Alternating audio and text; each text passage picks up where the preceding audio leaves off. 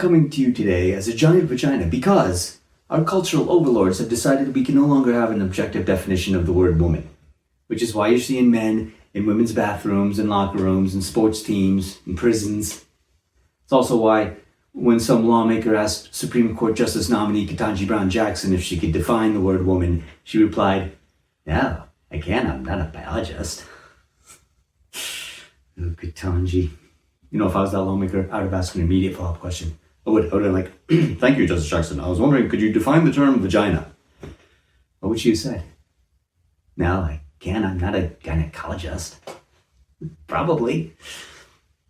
Now, to be clear, I'm no gynecologist, but I like to think I have a pretty good idea of what a vagina is, as I have participated in various activities involving vulvas these many years.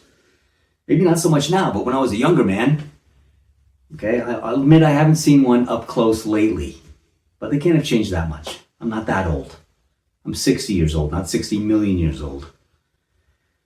So yeah, I'm talking about the whole vulva here. All the little associated parts. All the little bits and bulbs, as they say, across the pond. The whole clit and caboodle, as it were. With all the hoopla over the question, what is a woman? I think we should also be asking ourselves the question, what is a vagina? Because the medical establishment is in the business of promoting a process they call vaginoplasty, which is medicalese for inside-out penis. Now, these sex change operations, which is what they used to be called, they're nothing new. I think the first one took place in the 1930s. That couldn't have gone too well. And then some guy did it in the 1950s, and he was in the headlines, and then again in the 70s and so forth. And I was a little kid in the 70s. I remember hearing about Christina Jorgensen, you know, the guy who underwent the sex change operation and was living as a woman. Now, but even as a little kid, I knew it to be bullshit. We all knew it was just some crazy guy who cut off his dick and put on a dress. But it was the 70s, so everyone just rolled their eyes and moved on. By the way, I'd like to witness that first conversation when the first guy ever went into a doctor's office and was like, "Howdy, doc, I'd like you to turn my penis into a vagina."